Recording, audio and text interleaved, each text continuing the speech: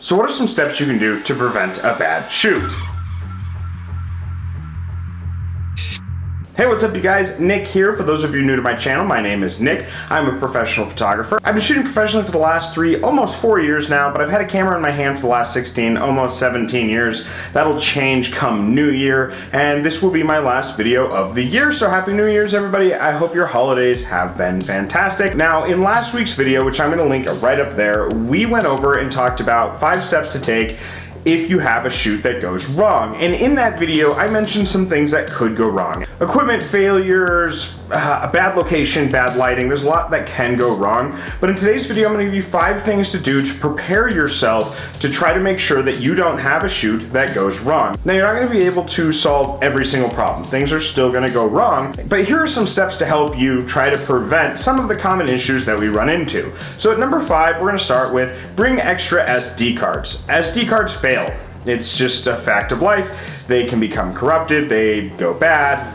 It can be a cheaper one, you can lose one. So always carry an additional set of SD cards with you. I usually bring 2 per camera, so if I've got 1 in the camera, I'll have 1 extra, so if the card does corrupt, I can at least get some more shots, especially if it's a larger event, such as a wedding or a quinceañera. I can still get photos from that event. Many of the full-frame professional cameras actually have 2 slots, and it'll save a JPEG image and a RAW image, or you can save RAW images on both. It depends on the camera and how you have your settings set up. But in a case like that, I would actually carry 3 SD cards per camera in case one of the spares in the camera decides that it wants to crap out. Number 4 is carry an extra camera. And this is hard when you're a beginner photographer because cameras can get really pricey. Generally what I do is I'll carry my D5300, which we did a video on, I'll link up there, as my main body, and then my backup body is my Nikon D5100, which I will put a link for that video up there. There are many reasons to carry an extra camera body. Generally, I do it, I'll have both of them ready to go with different lenses on them.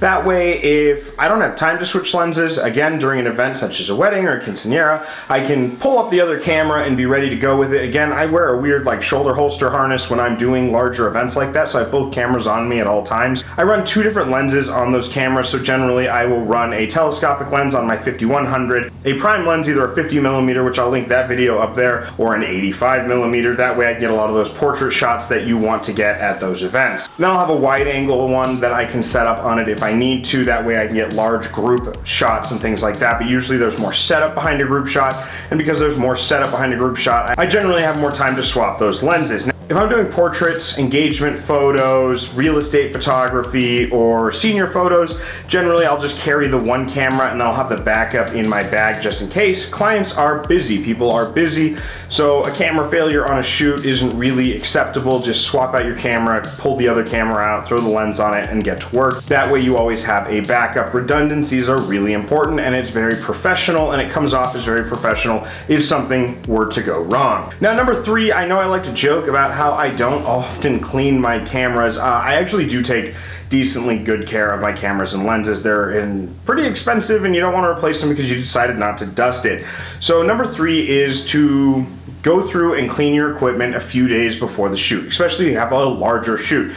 Now, this gives you the ability to go through, check everything out, get all the dust out, clean your lenses. That way you don't have to worry about a piece of dust or a piece of hair stuck on the lens that's gonna ruin every single photo. Take some test shots while you're cleaning your equipment. Make sure everything is working how it's supposed to. That way, if you need to run out and rent a lens because your normal lens has broken or the autofocus isn't working, you're able to go and do that. Get a little bit of care and a little bit of testing of your equipment a few days before the shoot is extremely important to make sure that you don't have a preventable issue popping up and happening to you. Number 2 is really important, and that's to communicate with your client, and we did talk about that in my 5 things to do if something does go wrong, which I linked earlier in this video, and I'll also put a link for this down in the description. But you want to communicate while you're shooting. No one likes a photographer who doesn't say anything.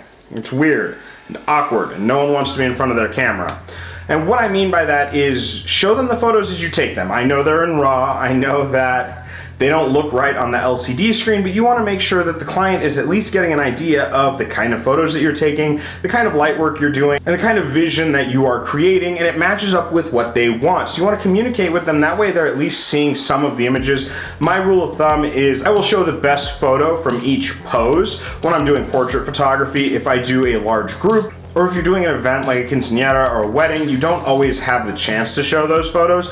So before then, I don't do a shot list generally, but I'll at least get an idea of what pictures the clients want. The way I'll explain it to them is, I'm not asking for a shot list, but I want to know what are some important photos you'd like me to capture. Generally, it's the first kiss, cutting of the cake, the in-laws dance, the first dance. Those are generally the ones that they really, really want, but you want to make sure that those are high on their priority list. And it shows them that you are being professional because you are reaching out and asking them exactly what they are looking for. Now, when you're doing portraits, engagement photos, or you're doing senior photos, you want to show the image to either the couple, the person that's getting the portraits done, or the parents of the senior, because the parents are ultimately the ones paying for the photos, and they're the ones that are going to display them in their house. So you want to make sure that you're getting the photos that they want as well as the subjects. So it's extremely important to communicate with your client and find out exactly what they want, or a gist of what they want, and then show them the photos as you're going through. So if they don't like a certain angle of themselves, or if they don't like a certain kind of lighting, they can communicate that to you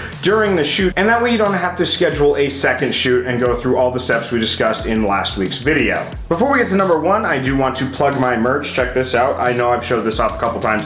This is probably one of my favorite shirts. I'll have a link to this shirt as well as a link to my main shop down in the description below. And I want to thank you guys so much for such an awesome year. We've had so much awesome growth. We finally hit 500 subscribers, so we are sending out that Jolly Look. I've got to figure out my subscribers and all of the people who follow me on Facebook and Twitter and Instagram, which I'll link all those down below, and have a random drawing for the Jolly Look to go out. Now, we are aiming at 1,000 subscribers, and